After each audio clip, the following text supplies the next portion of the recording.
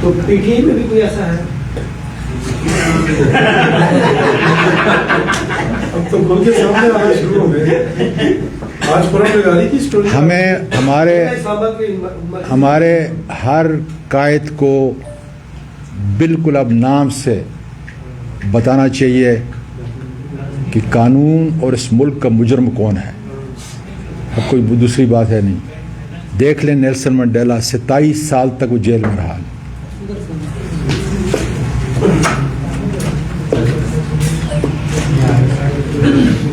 اے بھائی ادھر سے بات سنا پھر وہی ہے. اگر آپ ادھر ہیں تو پھر کھولتے ہیں تو پھر مسئلہ تو وہی ہے. پھر کیا فائدہ ہے؟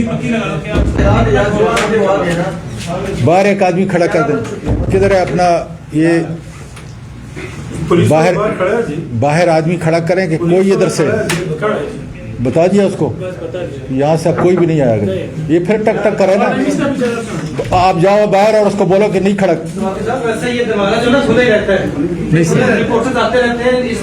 نہیں سر نہیں. مطلب ہے کہ دیکھیں بڑا ضروری ہے کہ آپ خاموشی جو آ چکے ہیں نا وہ سن لیں.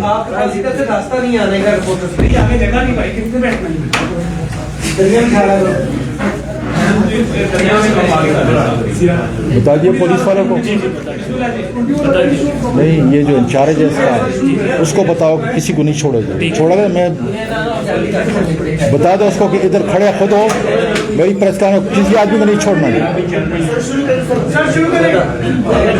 بس بھائی پھر وہی کام ہو گیا. ادھر سے کسی کو نہیں چھوڑنا. آپ نے بالکل بند کرو بھائی. شروع کرنے والے ہیں بھیا ابھی.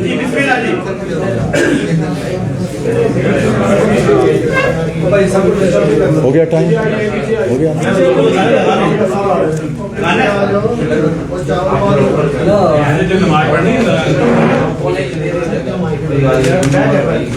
یہ کام نہیں ہوگا.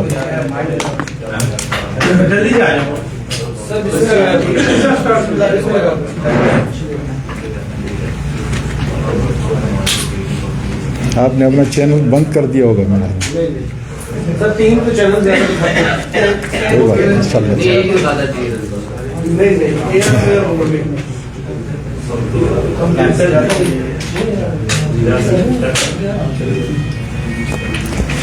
یہ ٹیلی فون بھی مہربانی کر کے سائلنٹ پہ. بسم اللہ الرحمن الرحیم.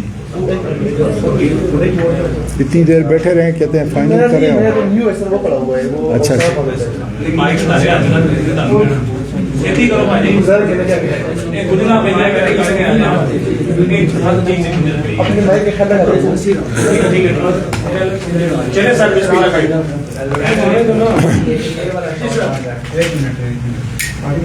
بسم اللہ الرحمن الرحیم. مجھے پاکستان اور پاکستان سے باہر سننے والے میرے پیارے لوگوں، میں نے آج کوئی سیاسی بات نہیں کرنی. کسی پروفیسر، صحافی، وکیل پاکستان کے شہری پر جو تشدد کیا گیا ہے اس کی بات آج نہیں کرنی. یہاں تک کہ ارشد شریف شہید کے لیے صرف اتنی بات کہہ کر میں اپنا بیان شروع کر رہا ہوں. انا للہ و انا الیہ راجعون.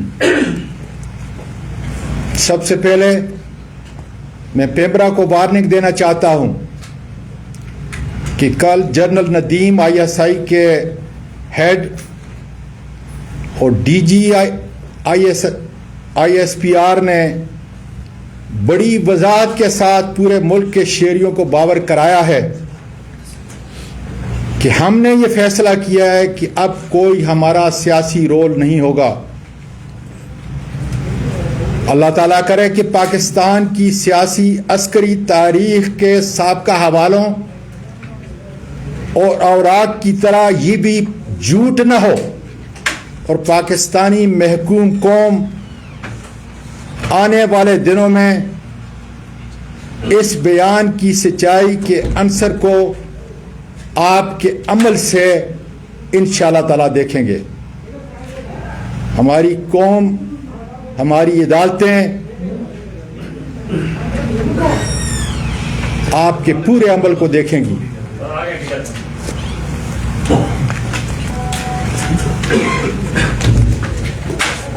میں آج اس لیے یہ پڑھ رہا ہوں، حالانکہ میں اس کا قائل نہیں، کہ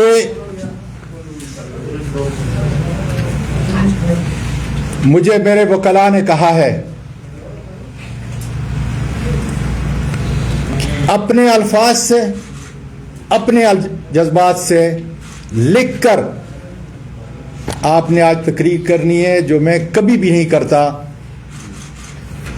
لیکن ان کی اس بات کو مان کر اس پر عمل کر رہا ہوں. لوکل اسلام آباد کے تمام مجسٹریٹ کو وارننگ دیتا ہوں کہ میرے اس واقعے کو آپ نے کور اپ نہیں کرنا، اس لیے کہ اس ملک کی اعلیٰ ترین عدالتیں، بین الاقوامی فورم میرے ساتھ جسمانی اور اخلاقی زیادتیاں جو ہوئی ہیں اس سے پردہ خدا کے فضل سے اٹھائے گا. سچائی سے ان کے دروازوں پہ دستک دوں گا. اس لیے آپ اللہ تعالیٰ کو حاضر ناظر جان کر جو رول آپ کا میری کسٹوڈیل ٹارچر کے حوالے سے رہا ہے، کسی طاقتور کے کہنے پر آپ نے جھوٹ اور بناوٹ کا سہارا نہیں لینا، ورنہ قانون اور تحقیق اپنا راستہ نکال کر سچ سامنے لے آئے گا. FIA سائبر برانچ اسلام آباد مجھ پر زیادتی اور تشدد کا ذمہ دار رانا ثناءاللہ یا موجودہ حکومت نہیں، یہ چھوٹے اداکار ہیں. البتہ FIA کا سب سے بڑا قصور یہ ہے کہ وہ آنے والے عدالتی عظمیٰ اور دیگر اعلیٰ پارلیمانی اور بیکوانی فورم پر بتائیں گے کہ انہوں نے کس کے کہنے پر صرف ایک ٹویٹ سے مجھ پر FIR کاٹی، کس کے کہنے پر جس طریقے سے انہوں نے میرے گھر پہ غیر قانونی ریڈ کی، میری فیملی کے سامنے، میری معصوم پوتیوں کے سامنے مجھے مارا گیا، جو سارا ٹراما ان کی زندگی کا حصہ ہوگا. میرے ہاؤس کے ورکر کو بری طرح مارا گیا، اور اس کے بعد سن لیں ٹھیک 4:15 بجے FIA نے کن نامعلوم سفید لباس میں ملبوس ان درندوں کے حوالے کیا جنہوں نے اس جمہوری ملک پاکستان کے اس دار خلافہ اسلام آباد میں، جہاں پارلیمنٹ بیٹھتی ہے، عدالتی عظمیٰ بیٹھتی ہے، اسلام آباد کی عدالت عالیہ موجود ہے، ان سب اداروں کی ناک کے نیچے گوانٹاناما بے کی سیاہ تاریخ کو دہرایا ہے. پم کے ڈاکٹروں سے بھی پوچھا جائے گا کہ میرے جسم پر جو تشدد کے نشانات تھے انہوں نے کس کے کہنے پہ مٹائے. ماتحت عدالتوں کے مجسٹریٹ سے بھی پوچھا جائے گا کہ آپ کی اس عدالت سے بڑا کون ہے، قانون اور اس آئین سے بڑا کون ہے، جس پہ بار بار آپ میرا جسمانی ریمانڈ ان لوگوں کے حوالے کرتے رہے. آپ کو نظر نہیں آیا کہ میرے جسم پر کتنا ہے؟ یہ پریس کے بعد میں آپ کو بتاؤں گا کہ آگ کے دیکھ لیں اپنی آنکھوں سے. کم از کم اگر یہ نشانات بھی آپ کو نظر نہیں آ رہے، آج 15 دن گزر گئے، تشدد کے یہ نشانات پہ اگر آپ کو نظر نہیں آتے تو پھر انشاءاللہ تعالیٰ اس ملک کی عدالتیں کھلیں گی انصاف کے لیے. پاکستان کی افواج کو کہنا چاہتا ہوں، میرا ایمان ہے کہ پاکستان کی بقا کے ضامن اس ملک کے عوام ہیں اور ہماری بہادر افواج ہے، جس کی عزت ہر ملکی شہری کا فرض ہے، اور اس کی ضمانت اس آئین اور دیگر ذیلی قوانین میں دی گئی ہیں۔ اس سے انحراف کرنے والا قانون کا مجرم ہوتا ہے، لیکن ملک کی عدالتوں سے مجرم قرار دیا جاتا ہے ڈیو پروسیس کے بعد۔ اس لیے میری بہادر افواج بری بیری ہوائی کے ایک ایک سپاہی کے خون کی قسم کہ آپ کی صفوں کے اندر جو کالی بیڑے ہیں، انشاءاللہ زندگی کے آخری لمحے تک میں انشاءاللہ تعالی لڑوں گا۔ ISI کا ادارہ ہماری قومی سلامتی میں اس کی حیثیت ریڑھ کی ہڈی کی ہے۔ پاکستان ایک زندہ جسم ہے اور روح اس کی پاکستان کے عوام اور ISI ہے۔ مجھے اس کی پیشہ ورانہ مہارت کا ادراک بھی ہے اور ان کے ایک سپاہی سے لے کر جرنیل تک ان کی اعلیٰ خدمات کا معترف بھی ہوں۔ ISI پولیٹیکل ونگ میرے صحابی برادری کے لوگوں اور پاکستان کی محکوم عوام، یہ چند ISI کے لوگ اس ملک کے سیاہ و سفید کے مالک ہیں۔ ملک کا ہر ادارہ ان چند اشخاص کی بلیک میلنگ سے بچا ہوا نہیں ہے۔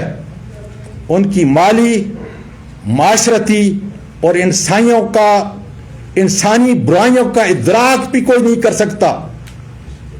ان کی ان حقیقی برائیوں کو بیان کرنا اس آئین کے تحت ہماری بہادر افواج، ان کے قائدین اور دوسرے اداروں کو بدنام کرنا نہیں، بلکہ نفرتوں اور الزامات کی دوریوں کو مٹانا ہے اور اصلاح کرنا ہے، جس کی اجازت ملک پاکستان کا سب سے بڑا دستور اجازت دیتا ہے۔ آج باجوہ صاحب، پوری محکوم قوم آپ کی طرف دیکھ رہی ہے۔ اس ملک کا ہر سیاسی کارکن اور ہر ادارے کا انتظامی فرد یہ توقع کرتا ہے آپ سے کہ اپنی ریٹائرمنٹ سے پہلے اس بدنام زمانہ ISI کا پولیٹیکل ونگ دفن کر دیں، اس لیے کہ یہ میرے بہادر افواج کی نشانی کا علم بردار نہیں ہے، یہ پاکستان کی ذلت اور رسوائی کے ذمہ دار ہیں۔ اس کے بعد میں پاکستان کی قوم، پاکستان کی اعلیٰ عدالتیں اپنی بہادر فوج کے سپاہی سے لے کر آرمی چیف تک، صدر پاکستان جو اس آئین کے آرٹیکل 243 کے تحت آرم فورسز کے سپریم کمانڈر ہیں، پارلیمنٹ کے تمام اراکین جو اس ملک کی اس آئین کے تحت سپریم باڈی ہے، توقع کرتا ہوں کہ مجھ پر ہونے والے بے انتہا ظلم کی اعلیٰ عدالتی تحقیق کی جائے، اور توقع کرتا ہوں کہ میرے 2 مجرم میجر جنرل فیصل اور سیکٹر کمانڈر فہیم کو فوری طور پر ایک پاکستانی شہری، ایک پاکستانی سینئر پارلیمنٹرین کے ساتھ ماورائے قانون، آئین اور عدالت زیادتی اور کسٹوڈیل ٹارچر کا مداوع کرنے کے لیے اپنے عہدے سے فوری ہٹایا جائے، تاکہ یہ اپنے عہدوں کی پس منظر میں ناجائز استعمال کر کے اپنا اثر رسوخ عدالتی اور عوامی تحقیق پر اثر انداز نہ ہو سکیں.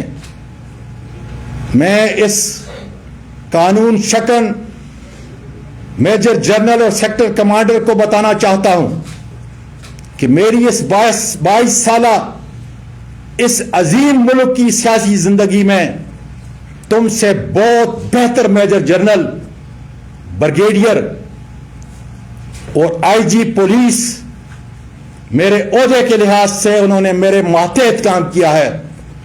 میں چند کا نام پوری قوم کو بتا دینا چاہتا ہوں. اے ڈی خواجہ صاحب، شعیب دستگیر صاحب، عارف نواز صاحب، فیصل شاکر صاحب اور میجر جنرل عارف ملک اور کئی اور بریگیڈیئر. میں گزارش کرتا ہوں پاکستان کے میڈیا سے کہ ان سے رابطہ کریں، ان ہستیوں سے پوچھیں جو اس ملک کے باوقار سپوت ہیں، جنہوں نے 20-25 سال اس ملک کی خدمت کی. ان سے پوچھیں میری دیانت کا، میری شرافت کا، میری بہادری کا، میری فرض شناسی کا اور حب الوطنی کا. اور پھر بغیر ڈر و خوف کے، جس طرح آج میں پوری قوم کو یہ پیغام دینا چاہتا ہوں، آپ اس کیمرے کی آنکھ سے اور اپنے قلم سے لکھیں کہ وہ تمام لوگ جنہوں نے میرے ساتھ کام کیا، میرے ماتحت، وہ میرے متعلق کیا کہتے ہیں.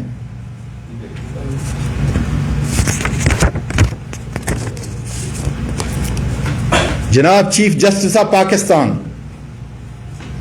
نومبر کی 2 تاریخ کو آپ کی طرف سے جوڈیشل کمیشن نے عدالت عالیہ کے جن ججز کی سفارشات بھیجی ہیں، میں اعلیٰ پارلیمانی کمیٹی کا چیئرمین ہوں.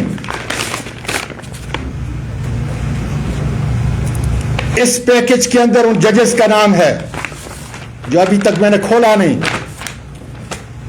بتا دیجئے مجھے آپ آئین اور قانون کی وہ شک بتا دیجئے جس کا سہارا لے کر میں ان ججز سے انٹرویو لوں. پھر اس کے اگلے ہفتے 3 سپریم کورٹ کے ججز کا تقرر کرنا ہے. آپ کی تحریر میرے پاس آئے گی، میری پارلیمانی ممبران کے پاس آئے گی.